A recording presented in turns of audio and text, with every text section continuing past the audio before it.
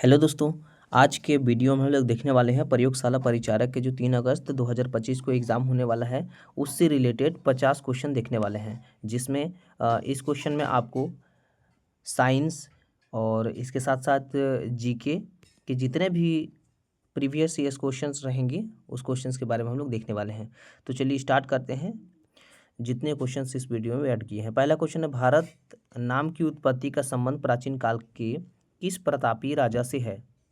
महाराणा प्रताप, चंद्रगुप्त मौर्य, भरत चक्रवर्ती और अशोका मौर्य। तो इसका जो आंसर होगा भरत चक्रवर्ती। भारत नाम की उत्पत्ति का संबंध प्राचीन काल के किस प्रतापी राजा से है? तो भरत चक्रवर्ती से है। सी नंबर इसका करेक्ट आंसर होगा। अगला क्वेश्चन है पर क्या देखने को मिलता है कि भारत का सबसे बड़ा शहर कौन सा है? मुंबई, कोलकाता, दिल्ली और मद्रास। इसका जो करेक्ट आंसर हो जाएगा मुंबई। भारत का सबसे बड़ा शहर मुंबई है। अगला क्वेश्चन है पर क्या देखने को मिलता है, भारत का सबसे लंबी नदी कौन सी है? गंडकी, कोसी, गंगा, ब्रह्मपुत्र। तो इसका जो करेक्ट आंसर हो जाएगा कौन सा हो जाएगा? गंगा नदी भारत की सबसे लंबी नदी मानी जाती है। इसके बाद वाला जो क्वेश्चन है चौथा नंबर, भारत का सबसे लंबा बांध कौन सा है? भाखड़ा बांध, इंदिरा सागर बांध, हीराकुंड बांध, उसके साथ साथ नागार्जुन सागर बांध। तो सबसे जो लंबी बांध है वो है हीराकुंड बांध। सी नंबर इसका करेक्ट आंसर हो जाएगा। अगला क्वेश्चन यहाँ पर क्या देखने को मिलता है, भारत में प्रथम महिला विश्वविद्यालय कब स्थापित हुआ था? तो भारत में प्रथम महिला विश्वविद्यालय कब? 1916, 1917, 1915 और 1925। तो इसका जो करेक्ट आंसर हो जाएगा ए नंबर 1916 में भारत के जो प्रथम महिला विश्वविद्यालय है वो स्थापित किया गया था। अगला क्वेश्चन यहाँ पर छठवां क्वेश्चन है, वो क्या है, एशियाई खेलों में स्वर्ण पदक प्राप्त करने वाले पहली भारतीय महिला कौन थी? सुचेता कृपलानी, कमलजीत संधू, रजिया बेगम और बछेंद्री पाल। तो इसका जो करेक्ट आंसर हो जाएगा बी नंबर कमलजीत संधू। कमलजीत संधू एशियाई खेलों में स्वर्ण पदक प्राप्त करने वाली पहली भारतीय महिला थी। अगला क्वेश्चन है पर क्या है, माउंट एवरेस्ट पर चढ़ने वाली पहली भारतीय महिला कौन थी? कल्पना चावला, रजिया सुल्तान, बछेंद्री पाल और सुचिता कृपलानी। तो इसका जो करेक्ट आंसर हो जाएगा कौन सा हो जाएगा?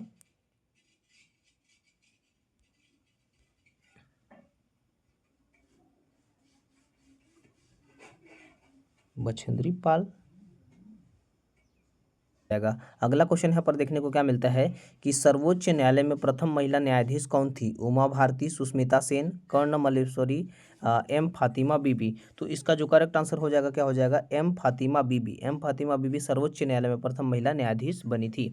इसके बाद है, जवाहरलाल नेहरू भारत के प्रथम प्रधानमंत्री कब बने थे? 15 अगस्त 1947 को, 26 जनवरी 1950 को, 15 अगस्त 1948 को, इसके साथ साथ अन्य कोई डेट अगर हो तो इसका जो करेक्ट आंसर हो जाएगा क्या हो जाएगा? ए नंबर 15 अगस्त 1947 को। जितना आपको आसानी यहाँ क्वेश्चन दिख रहा है, एग्जाम में जैसे बैठेंगे तो ये क्वेश्चन बहुत ज़्यादा हार्ड होने वाला है, इसीलिए जो भी क्वेश्चन है उसको रिपीट करते हुए चलिएगा। अगला क्वेश्चन यहाँ पर क्या देखने को मिलता है कि प्रथम भारतीय अंतरिक्ष यात्री कौन है? कल्पना चावला, सुनीता विलियम्स, राकेश शर्मा और डॉक्टर अमृता पटेल। तो यहाँ पर क्या इसका करेक्ट आंसर हो जाएगा? राकेश शर्मा। प्रथम भारतीय अंतरिक्ष यात्री कौन है? राकेश शर्मा है। ठीक है। अगला क्वेश्चन है पर क्या देखने को मिलता है, ये बायोलॉजी से रिलेटेड है, मानव शरीर में इन्फेक्शन रोकने के लिए कौन सा विटामिन मदद करता है? Vitamin B, vitamin F, vitamin A और विटामिन डी। तो इसमें से इसका जो करेक्ट आंसर हो जाएगा कौन सा हो जाएगा? सी नंबर हो जाएगा विटामिन ए। विटामिन ए ही है जो मानव शरीर में इन्फेक्शन रोकने के लिए मदद करता है।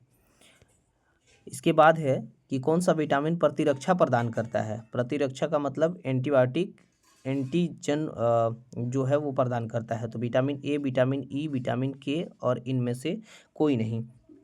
तो इसका भी आंसर क्या हो जाएगा? Vitamin A. तो विटामिन ए ही है जो प्रतिरक्षा प्रदान करता है। अगला क्वेश्चन है पर क्या देखने को मिलता है कि मानव शरीर में विटामिन ए भंडारित होता है त्वचा में, यकृत में, वृक्क में या फिर सिर में। तो इसका जो करेक्ट आंसर हो जाएगा वो क्या हो जाएगा दोस्तों? यकृत में। बी नंबर इसका करेक्ट आंसर हो जाएगा। ठीक है, यकृत में ही मानव शरीर में विटामिन ए का भंडारण होता है। अगला क्वेश्चन यहाँ पर क्या देखने को मिलता है कि निम्नलिखित में से एक विटामिन ए का प्रचुरता स्रोत क्या है? सेब, पपीता, मछली का तेल और गाजर। तो इसका जो करेक्ट आंसर हो जाएगा सी नंबर हो जाएगा, मछली का तेल। तो मछली का तेल ही विटामिन ए का प्रचुर मात्रा में मतलब स्रोत है उसका। अगला क्वेश्चन यहाँ पर क्या देखने को मिलता है कि कौन सा विटामिन गर्म करने पर नष्ट हो जाता है? तो vitamin E, vitamin A, vitamin D और विटामिन सी। तो इसका जो करेक्ट आंसर हो जाएगा कौन सा हो जाएगा? Vitamin C. तो विटामिन सी गर्म करने पर क्या हो जाता है? नष्ट हो जाता है। ठीक है। अगली क्वेश्चन यहाँ पर क्या देखने को मिलता है? उस विटामिन का नाम बताएं जो कि हार्मोन के साथ साथ दृश्य वर्णक के रूप में कार्य करता है। ठीक है, उस विटामिन का नाम आपको बताना है जो हार्मोन के साथ साथ दृश्य वर्णक के रूप में काम करता है। थाइमिन, राइबोफ्लेविन और रेटिनॉल और फोलिक एसिड। ठीक है, तो इसका जो करेक्ट आंसर हो जाएगा क्या? रेटिनॉल। रेटिनॉल एक ऐसी विटामिन है जो कि हार्मोन के साथ साथ दृश्य वर्णक के रूप में भी काम करता है। अगला क्वेश्चन है पर क्या देखने को मिलता है? उस विटामिन का नाम आपको बताना है जो रक्त के थक्के जमने में भाग लेता है। ठीक है, तो विटामिन के, विटामिन डी, विटामिन ई या फिर फॉलिक एसिड। तो इसका क्या हो जाएगा करेक्ट आंसर? विटामिन के। जो विटामिन के होती हैं वो रक्त के थक्के जमने में भाग लेता है। ठीक है। अगला क्वेश्चन यहाँ पर क्या देखने को मिलता है कि निम्नलिखित में से कौन सा विटामिन के का वैज्ञानिक नाम है? स्कॉर्बिक अम्ल, उसके बाद टोकोफेरोल, उसके बाद फाइटोनेडियोन नेडियोन, उसके बाद फिर पैंटोथेनिक एसिड। ठीक है, तो इसका जो करेक्ट आंसर हो जाएगा दोस्तों फाइटोनेडियोन। ठीक है, विटामिन के का वैज्ञानिक नाम है फाइटोनेडियोन। अगला क्वेश्चन यहाँ पर क्या देखने को मिलता है? सोयाबीन में प्रोटीन का प्रतिशत कितना होता है? तो सोयाबीन में जो प्रोटीन का प्रतिशत होता है वो 42% होता है। ठीक है। अगला क्वेश्चन यहाँ पर 20वां क्वेश्चन क्या देखने को मिलता है कि विटामिन का कौन सा समूह जल में घुलनशील होता है? ए या फिर डी, डी या फिर ई, सी या फिर बी। इसके साथ साथ क्या होता है आपको? ए या फिर के। तो इसका जो करेक्ट आंसर हो जाएगा सी या फिर बी। तो विटामिन सी या बी जल में क्या होते हैं? घुलनशील होते हैं। ठीक है।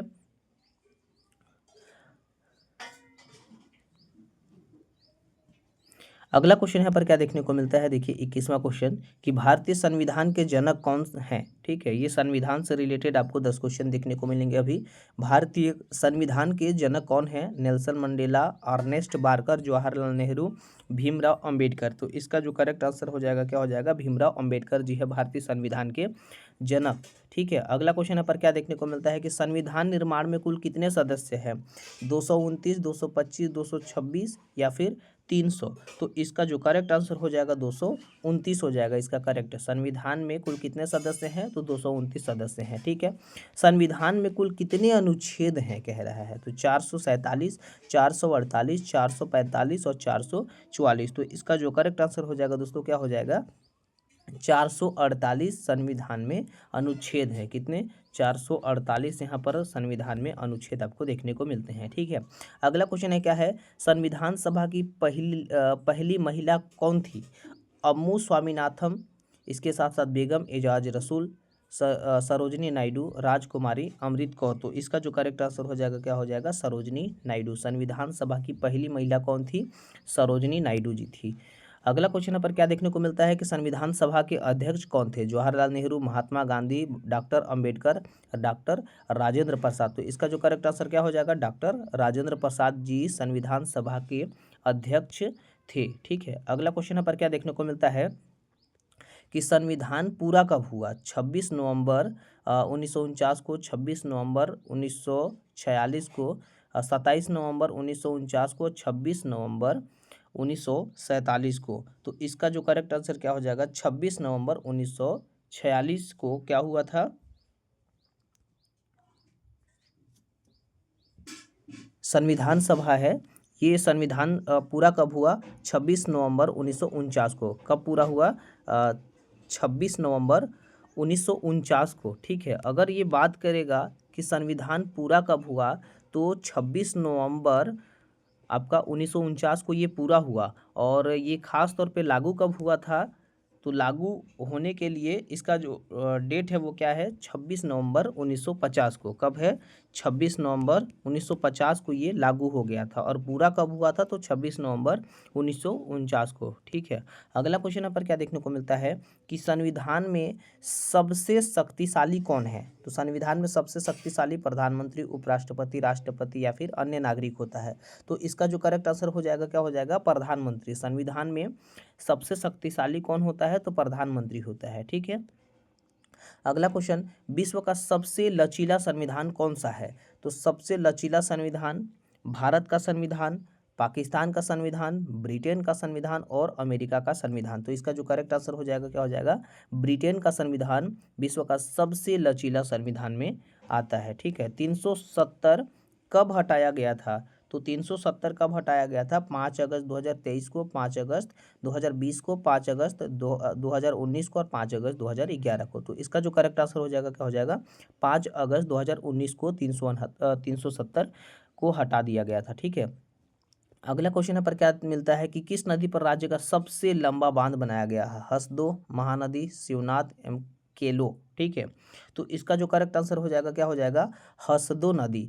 हसदो नदी पर राज्य का सबसे लंबा बांध बनाया गया है। ठीक है। अगला क्वेश्चन यहाँ पर क्या देखने को मिलता है कि मड़वा विद्युत परियोजना आधारित है। तो मड़वा विद्युत परियोजना किस में आधारित है? ताप में, जल में, ए और बी दोनों में, इनमें से कोई नहीं। तो इसका जो करेक्ट आंसर हो जाएगा क्या हो जाएगा? ताप। ए नंबर इसका करेक्ट आंसर हो जाएगा। तो मड़वा विद्युत परियोजना किस पर आधारित है? तो ताप पर आधारित है। अगला यहाँ पर क्वेश्चन क्या देखने को मिलता है? छत्तीसगढ़ में सुपर थर्मल पावर स्टेशन कहाँ स्थित है? रायगढ़ में, दंतेवाड़ा में, कोरबा में या फिर भिलाई में। तो इसका जो करेक्ट आंसर हो जाएगा क्या हो जाएगा? कोरबा में। छत्तीसगढ़ में सुपर थर्मल पावर स्टेशन कहाँ स्थित है? कोरबा में। अगला क्वेश्चन यहाँ पर क्या देखने को मिलता है? राज्य में रुद्री बांध जिसको बोलते हैं महानदी का जल विद्युत केंद्र कब स्थापित किया गया था? वर्ष 1987 में, 1990 में, 1988 में या फिर 1989 में। तो इसका जो करेक्ट आंसर हो जाएगा क्या हो जाएगा? वर्ष 1990 में राज्य में रुद्री बांध का जल विद्युत केंद्र स्थापित किया गया था। ठीक है। बी नंबर इसका करेक्ट आंसर हो जाएगा। अगला क्वेश्चन यहाँ पर क्या देखने को मिलता है? देखिए अगला क्वेश्चन यहाँ पर निम्नलिखित में से कौन ऊर्जा के गैर परंपरागत जिसको नॉन कन्वेंशनल्स की श्रेणी में आता है? ठीक है। ये है बायोगैस, प्राकृतिक गैस, पेट्रोल या फिर कोयला। ठीक है। तो इसका जो करेक्ट आंसर हो जाएगा क्या हो जाएगा? बायोगैस। तो बायोगैस गैर परंपरागत श्रेणी में आता है। ठीक है। अगला क्वेश्चन यहाँ पर क्या देखने को मिलता है? 35वां क्वेश्चन कि निम्नलिखित में से किस प्रकार की ऊर्जा से सबसे कम वायु प्रदूषण होता है? तो किस प्रकार से ऊर्जा से होगा? तापीय ऊर्जा से होगा, जलीय ऊर्जा से होगा, सौर ऊर्जा से होगा या फिर नाभिकीय ऊर्जा से होगा। तो इसका जो करेक्ट आंसर हो जाएगा सौर ऊर्जा से। तो सौर ऊर्जा से सबसे कम वायु प्रदूषण होता है। ठीक है। अगला क्वेश्चन यहाँ पर क्या देखने को मिलता है कि भारत में ऊर्जा का सर्वाधिक स्रोत क्या है? तो भारत में ऊर्जा का सर्वाधिक स्रोत नाभिकीय ऊर्जा, पेट्रोल, कोयला, जल विद्युत। ठीक है। तो इसमें से क्या हो जाएगा करेक्ट आंसर? कोयला। भारत में ऊर्जा का सबसे सर्वाधिक स्रोत में कौन सा आता है? कोयला आता है। सी नंबर इसका करेक्ट आंसर हो जाएगा। अगला क्वेश्चन यहाँ पर क्या देखने को मिलता है कि निम्नलिखित में से किस वर्ष परमाणु ऊर्जा आयोग की स्थापना की गई थी? 1945, 1952, 1948 या फिर 1967। तो इसका जो करेक्ट आंसर हो जाएगा 1952। बी नंबर इसका करेक्ट आंसर हो जाएगा। तो जो 1952 में ही परमाणु ऊर्जा आयोग की स्थापना की गई थी। ठीक है।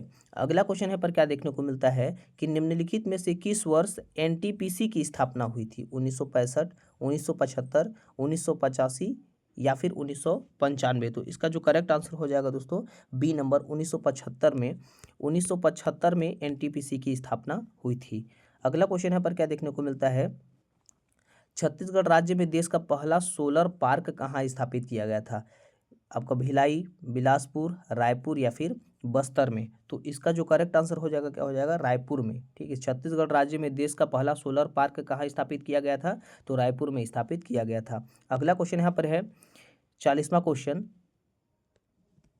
निम्न में से कौन सा पदार्थ ऑक्सीजन से संयोग नहीं करता है? तो ऑक्सीजन के साथ कौन सा संयोग नहीं करता है? तांबा, सोना, जिंक या फिर आर्सेनिक। तो इसका जो करेक्ट आंसर हो जाएगा क्या हो जाएगा? सोना। सोना एक ऐसा पदार्थ होता है जो ऑक्सीजन के साथ संयोग नहीं करता है। ठीक है। पीतल क्या है? पीतल एक मिश्र धातु है या फिर उपधातु है या फिर धातु है या फिर अधातु है। तो पीतल एक प्रकार का मिश्र धातु है। ए नंबर इसका करेक्ट आंसर हो जाएगा। अगला क्वेश्चन यहाँ पर क्या देखने को मिलता है कि निम्नलिखित में से किसे चाकू से काटा जा सकता है? कैल्शियम को, कॉपर को, लिथियम को या फिर आयरन को। तो इसका जो करेक्ट आंसर हो जाएगा दोस्तों लिथियम। लिथियम को चाकू से काटा जा सकता है। इसके अलावा कैल्शियम, कॉपर या आयरन को नहीं काटा जा सकता है। क्वेश्चन नंबर 43 है, 1 ग्राम सोना से कितना लंबा तार बनाया जा सकता है? तो 1 ग्राम सोना से 1 किलोमीटर, 2 किलोमीटर, 3 किलोमीटर या फिर 4 किलोमीटर। तो इसका जो करेक्ट आंसर हो जाएगा दोस्तों, बी नंबर करेक्ट आंसर हो जाएगा। 1 ग्राम सोना से 2 किलोमीटर आपका लंबा तार बनाया जा सकता है। ठीक है, अगला यहाँ पर क्वेश्चन क्या देखने को मिलता है, व्यावसायिक स्तर पर एल्युमिनियम धातु का निष्कर्ष किस अयस्क से किया जाता है? ठीक है, क्रायोलाइट, कोरंडम, बॉक्साइट या इनमें से कोई नहीं। तो इसका जो करेक्ट आंसर हो जाएगा क्या हो जाएगा, बॉक्साइट। तो बॉक्साइट से एल्युमिनियम धातु का निष्कर्षण आपका निष्कर्षण के लिए अयस्क किया जा सकता है। ठीक है, सी नंबर करेक्ट आंसर हो जाएगा। अगला क्वेश्चन यहाँ पर 45वां क्वेश्चन कह रहा है कि अभिक्रियाशीलता के इस क्रम में कौन सही है?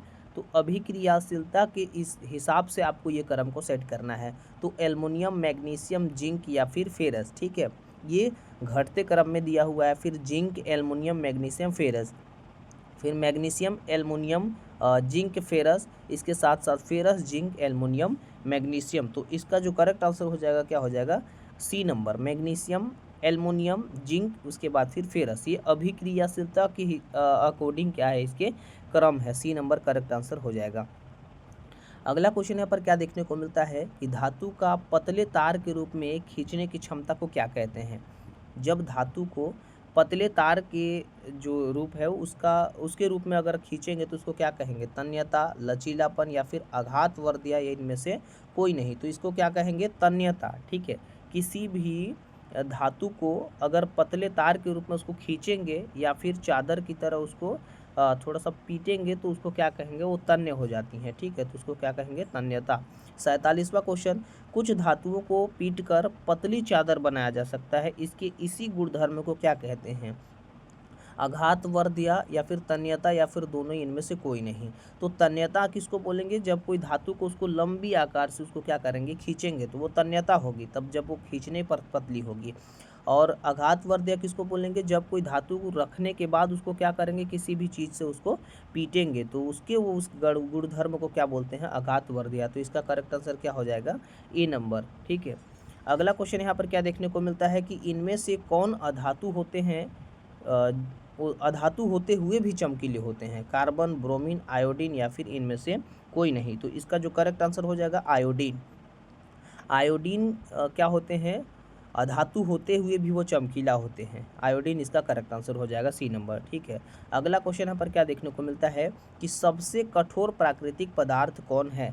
तो सबसे कठोर प्राकृतिक पदार्थ आपको बताना है कि लिथियम, सोडियम, पोटेशियम या फिर हीरा है। ठीक है, तो ये 4 ऑप्शन में से एक ऑप्शन सही है। अगर आपको पता है तो कमेंट बॉक्स में इसको मेंशन जरूर करिएगा। थैंक यू दोस्तों। वीडियो अच्छी लगी हो तो वीडियो को लाइक करें, चैनल पर नया है तो चैनल को सब्सक्राइब करते हुए जाइएगा।